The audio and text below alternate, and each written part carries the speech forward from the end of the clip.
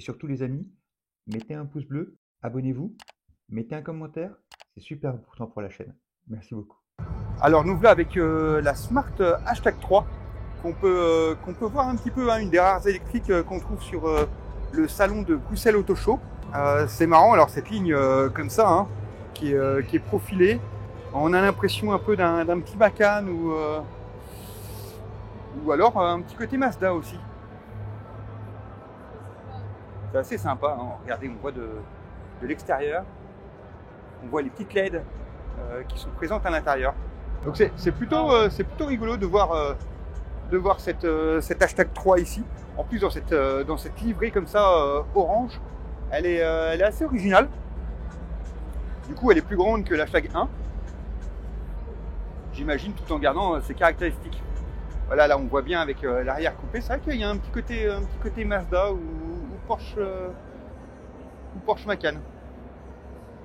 Hâte de la tester et de voir. En tout cas, il y a un esprit un peu convivial, hein. Un petit Candy Crush, bien sûr.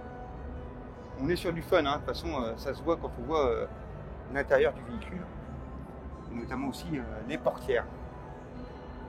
Alors, on se retrouve à l'intérieur de la Smart Hashtag 3.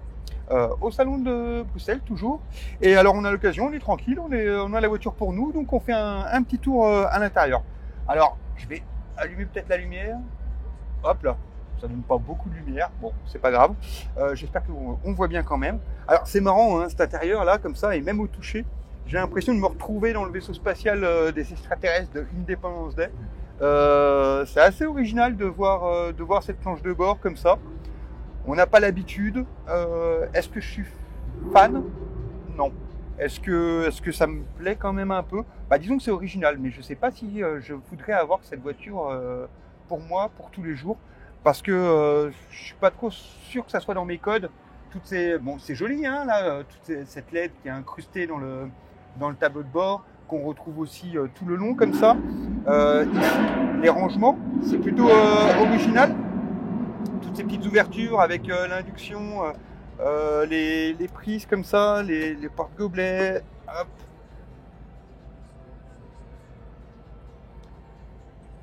Ça c'est marrant, en plus j'ai l'impression qu'ici, ça c'est réfrigérant, vous voyez.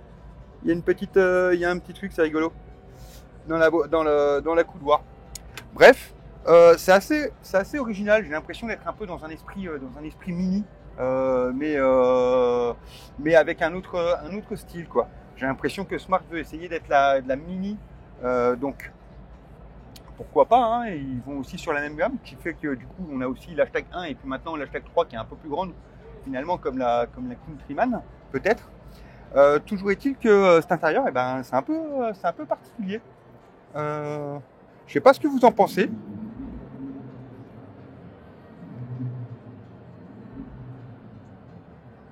L'écran aussi, hein, il prend beaucoup de place sur la surface vitrée, je trouve, dans l'espace de vision.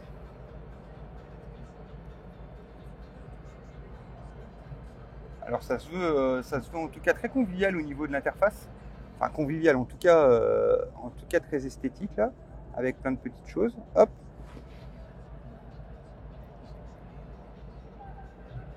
Et bah à voir ce que ça donne. J'aimerais bien la tester plus tard. On va continuer.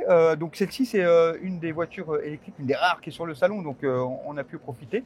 Derrière moi, il y a une ribambelle de voitures électriques parce qu'en fait, ils ont exposé quelques voitures élues voitures de l'année et fatalement, c'est quasi que des électriques. Donc on va aller voir cette petite ligne et puis je crois qu'on aura fini notre petit tour au salon.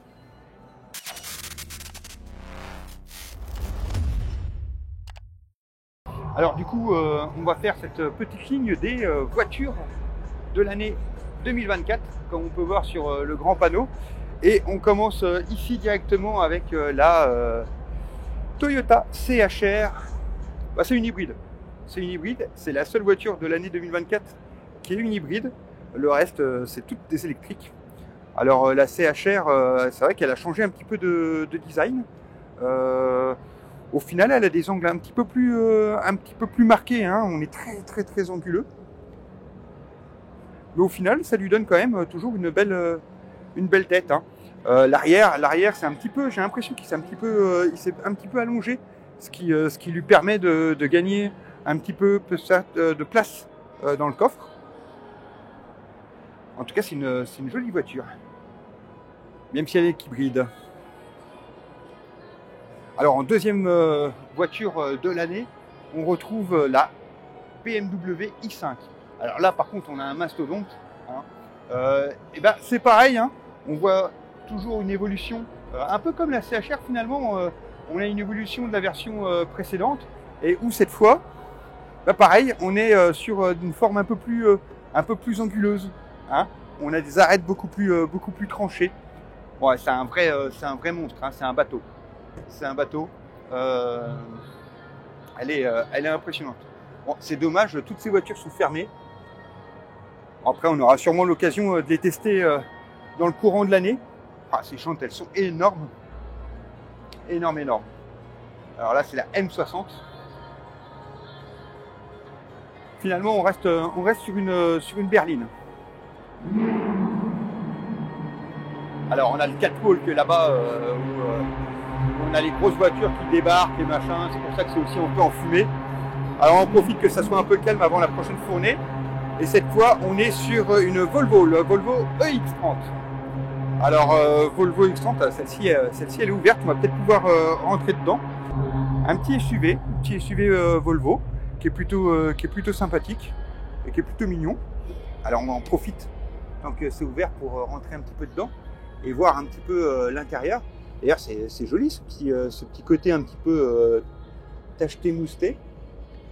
On dirait un petit effet granit, mais très doux. Hein. Donc on doit être sur de la matière recyclée, ce qui se fait beaucoup hein, maintenant.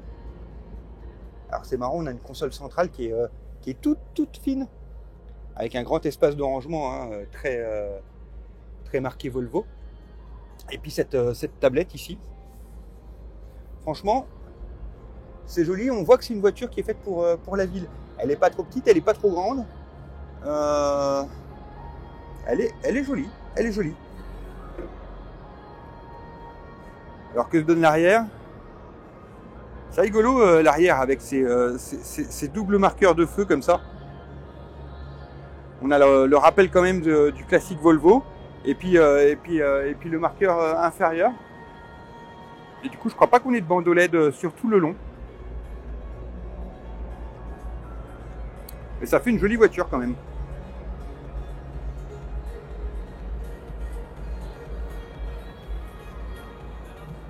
Alors on continue dans nos voitures de 2024 et cette fois encore un mastodonte. Une sur deux on a un mastodonte, cette fois c'est la Kia EV9. Alors EV9 elle est plutôt vraiment imposante. Hein. Là on est sur un SUV 7 places. Très spacieux hein, et très carré. Hein. On voit pas vraiment l'intérieur, hein. Je crois pas que on voit quelque chose, mais ça c'est des voitures à tester dans l'année de toute façon. Hein. Regardez un petit peu le monstre. On n'est pas sur un gabarit européen. Hein. C'est marrant parce qu'on est un petit peu, on est limite sur un classe G un petit peu dans la forme. On se rapproche aussi un petit peu du BMW XM entre guillemets, hein, même si on n'en a pas, on en a quand même pas la classe. EV9. En tout cas, c'est bien. On commence à voir arriver des. Je sais pas si on voit. On a bien les 7 sièges dans cette voiture-là. Mais on commence à voir arriver vraiment des gros modèles pour pouvoir avoir des voitures qui permettent de mettre du monde à l'intérieur en électrique. Ensuite, et ben là, on retrouve le Scénic. Et ben, vous voyez, j'avais filmé la Fisker Océan. En regardant la Scénic, je trouve que la Fisker Océan est encore plus grande. J'avais comparé un peu les deux en taille. Et finalement, celle-ci me paraît toute petite, la Scénic. C'est rigolo. D'ailleurs, c'est la première fois que je la vois en vrai. Et je suis étonné parce que je la trouve pas beaucoup plus grosse que la Mégane. Et je m'attendais à avoir vraiment une grosse différence. C'est pas le cas. Elle est un peu plus grosse, mais pas non plus énormément plus grande. Bon, elle gagne un petit peu. Ces optiques arrière sont jolies comme ça. un petit côté fumé.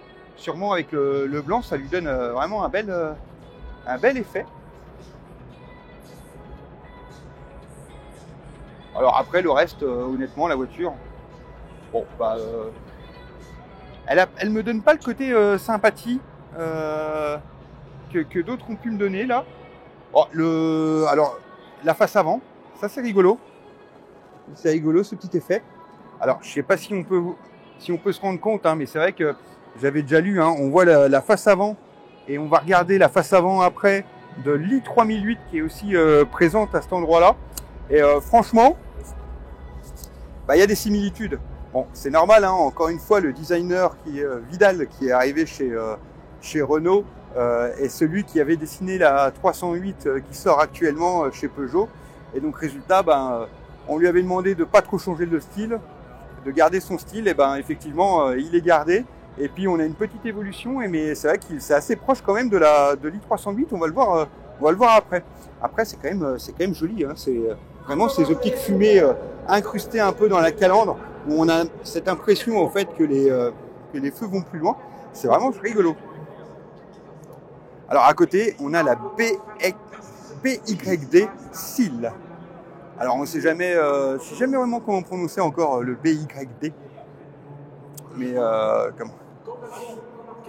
mais là on est sur la concurrente de la Tesla Model 3, je crois. Et c'est une voiture assez imposante.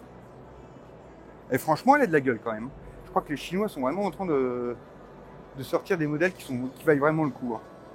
Regardez ces optiques arrière. Il y a un très beau dessin. Franchement, elle est superbe. Elle est superbe. En berline, je pense qu'elle vaut le coup de se pencher. Alors, on voit un peu l'intérieur. Elle est ouverte celle-ci. Je ne sais pas si on aura l'occasion de rentrer dedans. C'est une voiture que j'aimerais bien mettre aussi dans mes essais cette année. En fait, toute la série qu'on vient de voir là, toute la ligne, c'est vraiment, j'aimerais bien les tester. Bon, maintenant on a la 3008. Alors, la 3008, et ben voilà, hein, exactement ce que je vous parlais par rapport à la face avant. Hein. Elle est face avant de l'i308, et puis là on a la face avant de la Scénic. Avoir les deux l'une à côté de l'autre, c'est vraiment marqué la similitude. Hein. Ça on peut pas les rater. Après honnêtement, ça lui donne un bon coup de jeune en tout cas à la 3008, qui elle quand même est bien plus imposante que la Scénic. Hein. C'est pas la même catégorie. Hein. J'essaie de voir là comparé à la Scénic là-bas. Bah, pourtant si, c'est à peu près la même taille. Elle est un peu plus haute sur patte la 308. En tout cas en coupé elle est jolie. Hein. On est vraiment en tout cas dans la mode angulaire pardon, parce que vraiment toutes les voitures, à part les chinoises, hein, c'est marrant, à part les chinoises qui elles gardent un petit côté rond, les autres, les européennes, se démarquent vraiment en essayant d'aller vers l'angle. Hein.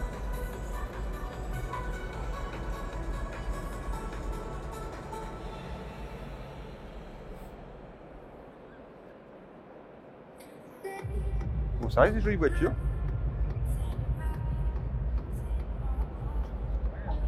Voilà le petit tour de cette petite ligne. Donc, toute cette petite ligne-là, hop, j'espère bien les tester dans l'année. Et ben voilà. Bon, on va s'arrêter parce que ça va être reparti sur le catwalk où ça va fumer les pots d'échappement et brûler du carburant.